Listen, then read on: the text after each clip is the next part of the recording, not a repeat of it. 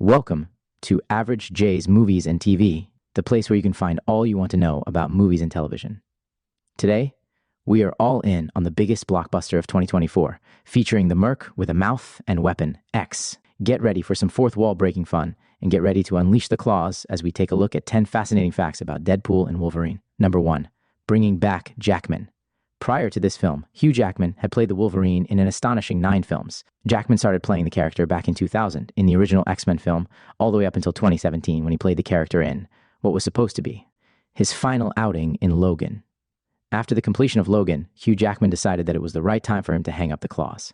Logan received amazing critical praise and the box office success to go along with it. Jackman decided he was done with Wolverine until Ryan Reynolds convinced him to come out of retirement. Jackman said in an interview, "I swear to you, when I said I was done, I really thought I was done. But in the back of my head, ever since I saw Deadpool 1, I was like, those two characters together. I knew it. I knew the fans wanted it. Ever since I put on the claws, people talked about these two." Jackman played Wolverine in this film as good as ever, and he is even rumored now to continue to play Wolverine in future MCU projects. Number 2, the intro.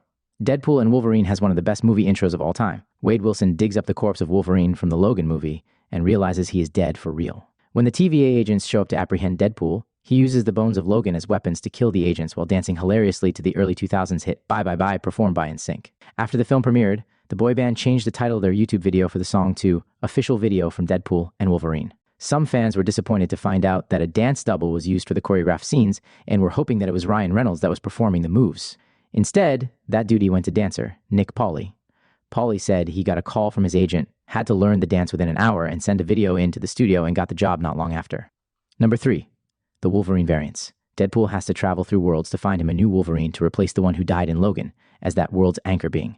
This situation set up a montage for tons of Easter eggs. While traveling through different worlds, Deadpool encounters Old Man Logan, Patch, a crucified Wolverine from Uncanny X-Men number 251, a John Byrne-inspired brown costume preparing to fight the Incredible Hulk, a hilarious shorter version of Wolverine, and Henry Cavill making a special appearance as the Cavalrine.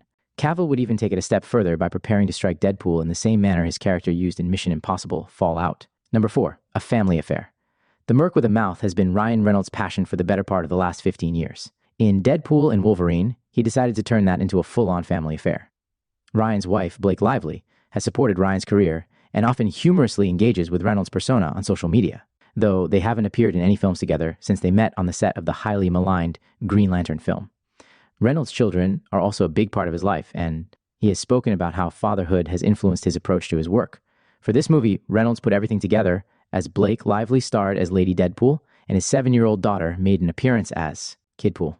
Ryan even joked that his daughter was the only CO star that he argued with. Number 5, cameos, superhero films.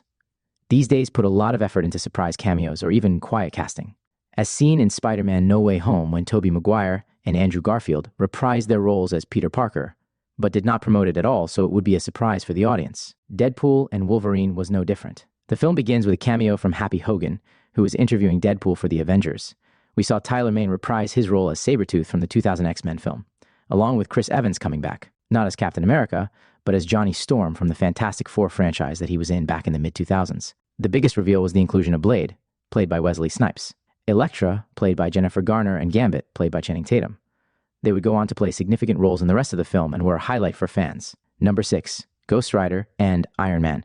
Piggybacking off of our number 5 fascinating fact, there were some former heroes that didn't join in on the fun of this film. Ryan Reynolds opened up about having a conversation with Nicolas Cage to reprise his role as Ghost Rider in the film, but it ultimately didn't work out. Another major cameo would have been Robert Downey Jr. returning as Tony Stark. Since parts of this film took place before Avengers Endgame, Tony would have still been alive when he appeared on screen. Reports are that Downey even read for a scene, but ultimately decided to pass. After he was cast as Victor Von Doom moving forward in the MCU, one of the writers stated, "I mean, look, we would have loved to have Downey, but at the same time, I think Marvel had this ace in their hole, which is he's about to come back in this different character. So to have him be Tony Stark, knowing that Dr. Doom was coming on the heels of that, it just didn't make sense." Number 7, new director. The first Deadpool film was directed by Tim Miller, who did not return for Deadpool 2 due to creative differences with Ryan Reynolds. Deadpool 2 was directed by David Leitch. Leitch and Ryan Reynolds developed a great relationship, and Reynolds even went on to have an uncredited role in Leitch's next movie, Hobbs and Shaw, starring Dwayne "The Rock" Johnson. For Deadpool 3, Reynolds wanted to continue collaborating with someone he has had great chemistry with.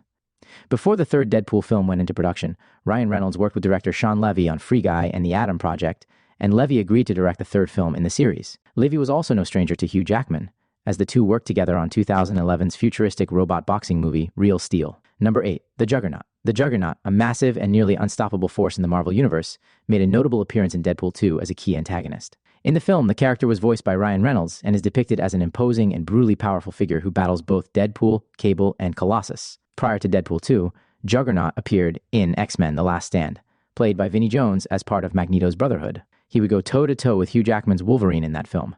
This version was more grounded in physicality, without heavy CG. The Juggernaut would return in Deadpool and Wolverine, but was not played by Vinnie Jones or CGI-voiced Ryan Reynolds. This time, the character was actually played by Aaron Reed.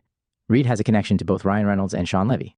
Reed would play the body double of Ryan Reynolds' video game version named Dude in the movie Free Guy, and having him in the cast is a nice little Easter egg for Levy and Reynolds. Number 9. A new record. Deadpool and Wolverine would see a new feat in the Guinness Book of World Records. Hugh Jackman playing the Wolverine was the holder of the person to hold the longest career as a live-action Marvel character. That record would have continued in this film if it wasn't for Wesley Snipes. Snipes took over the record as the first Blade movie came out in 1998 and the first X-Men film, where Jackman debuted as Wolverine, did not hit theaters until 2000. Wesley Snipes would play the Day Walker in 3 films, including Blade Trinity, which released 20 years prior to Deadpool and Wolverine and starred a young Ryan Reynolds as Hannibal King. Number 10. Box office success. Deadpool 1 and Deadpool 2 were both huge at the box office for Fox. Once Disney purchased Fox, it was a question to how Disney would absorb Deadpool into the Marvel Cinematic Universe, if they would keep the R rating and allow Ryan Reynolds' vision to come to fruition. Reynolds had the idea to bring back Hugh Jackman, and it was a big deal when it came to dollar signs. The film made over $1.3 billion worldwide at the theater, making it the second highest earning film of 2024. This also makes Deadpool and Wolverine the highest grossing R-rated film of all time, passing over Joker, Oppenheimer, and the first 2 Deadpool movies. With this success, it's clear the Merc with a mouth is here to stay, and he, along with Wolverine, will be doing this until they're 90. Thank you for joining us. Please share this video with your friends and Deadpool and Wolverine fans. Hit that like button and subscribe to the channel. Make sure to turn on notifications to find out more fascinating facts about the world of movies and television. What was your favorite part of Deadpool and Wolverine? Let us know down in the comments. If you enjoyed this video, check out 10 fascinating facts about Deadpool, Deadpool 2, and our videos on the Wolverine solo series. I put links in the description below. We appreciate your support. If you have a movie or TV show that you are interested in learning more about, please leave it in the comment section below. Thank you all, and be safe.